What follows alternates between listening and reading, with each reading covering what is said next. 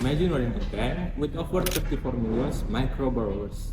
Now, imagine having to guide every single one of them to scale up their business, while your loan officers are running out of hours in a day.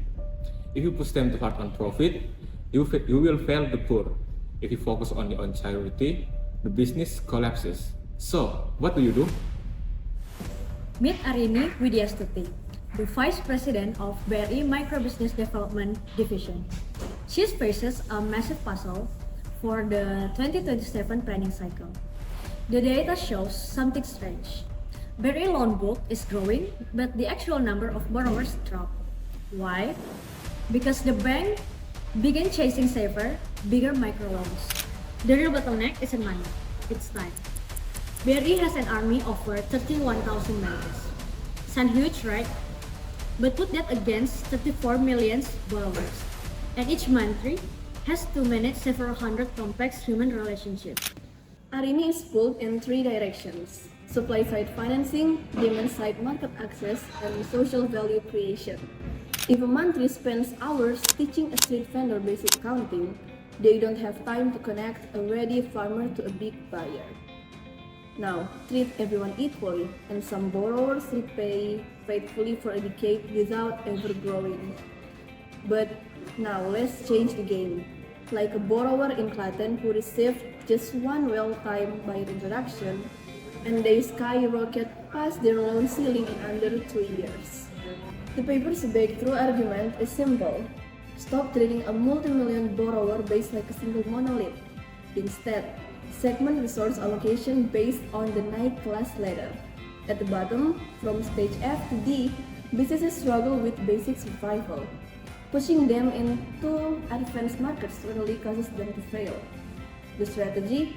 Route them to digital self-service via the Brimo app or cluster-based group training like Clusterku Hidupku. Let tech handle the scale.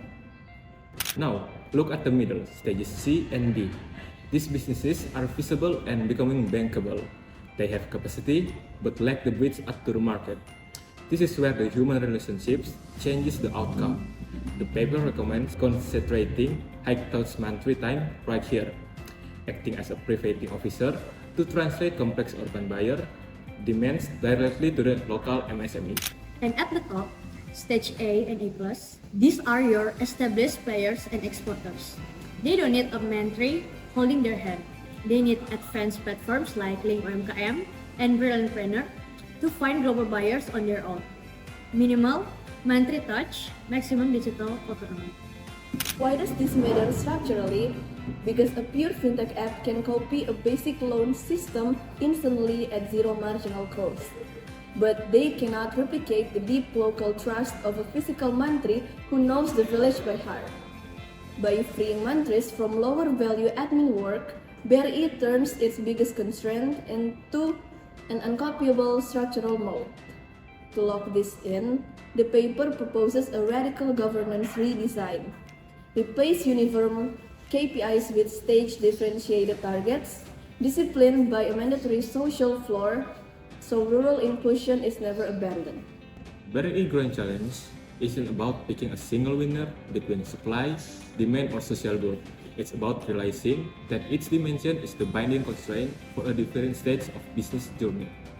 By matching human relationship leverage exactly where it changes the outcome, BRI can responsibly scale millions, protect its commercial return, and truly help Indonesia MSME to naik class. Next time you look at the local business, ask yourself, do they need a loan, a market, or just the right connection to the right time?